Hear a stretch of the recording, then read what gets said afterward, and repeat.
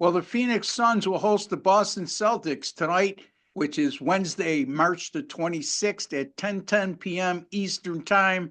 And this is something to look forward to because the Phoenix Suns all of a sudden are coming on a bit and trying to secure a playoff spot. And the Boston Celtics will be most likely be without their leading scorer, Jason Tatum, who suffered what looked like a bad ankle sprain in their win at Sacramento on Monday night. So before I get to the meat and potatoes on who I like in this game and why, just a couple friendly reminders, folks. If you have not subscribed to our YouTube channel, by the way, I did have a free winner in the NBA last night on the Clippers -10. They win by 16 on the road. And so we're going along just fine here. Also an NIT winner last night on Wager Talk TV. So free picks are doing awfully well of late. And give me a like. It's just a small token of your appreciation for the time, work, and effort I put in.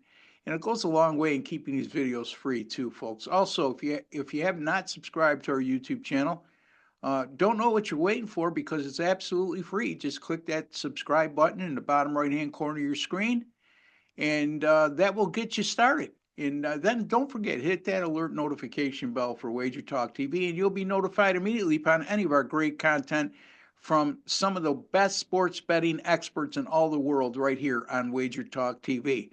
All right, so the Boston Celtics. Right now, the Celtics look like there's no way they're not going to be a number 2 seed. I mean, mathematically, it's still not impossible that they could be a number 1 seed, and also not impossible they could drop to a number 3 seed, but it's highly improbable, and I'll get to that later. The Celtics right here are a 4.5-point favorite. The total in this game is 220.5. As I alluded to at the top, Jason Tatum doubtful with an ankle sprain injury he suffered on Monday night.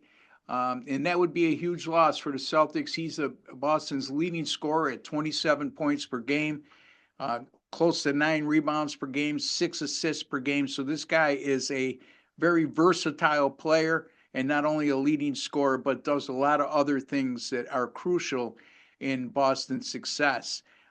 Phoenix is coming in on a 4-game win streak. They won their last 4 all at home.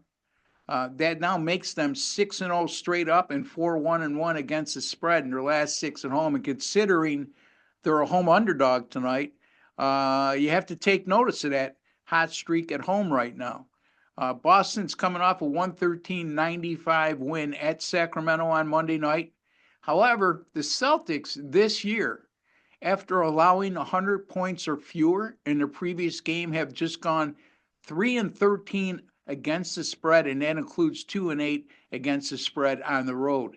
Since last year, the Suns have actually played Boston tough. They've gone 2-1 straight up in ATS versus Boston, and all 3 of those games they were an underdog.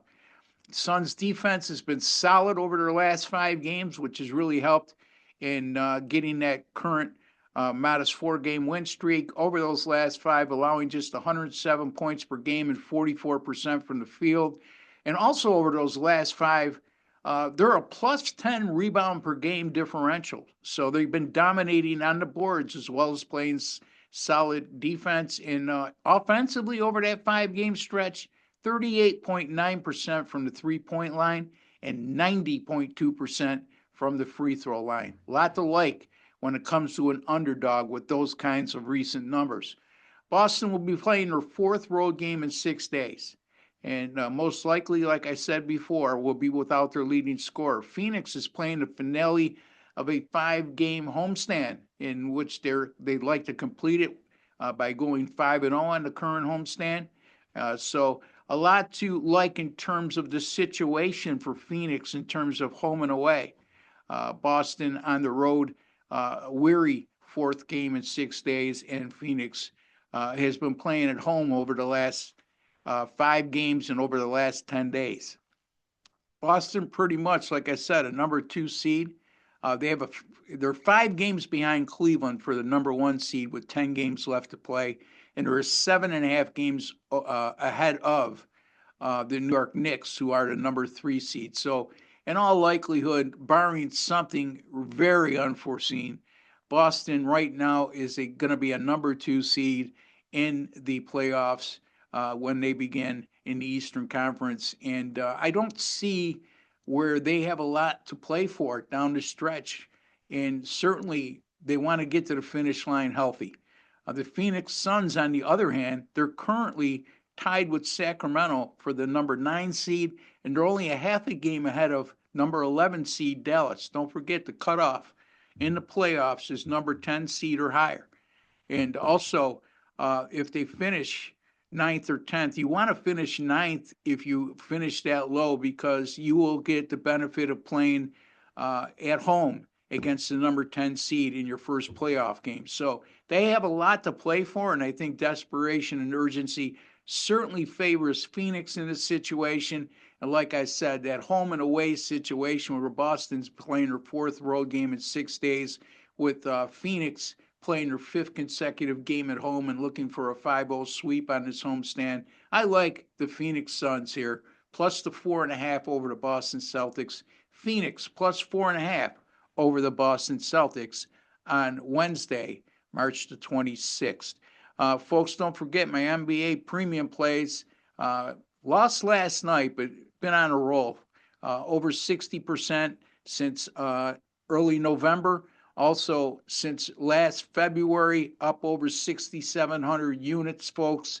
And that is good for number 1 in units earned during that time in the NBA at Wager Talk. So take advantage of that. College basketball, my NCAA tournament Friday, Saturday, and Sunday premium picks were 7-2-1 against the spread.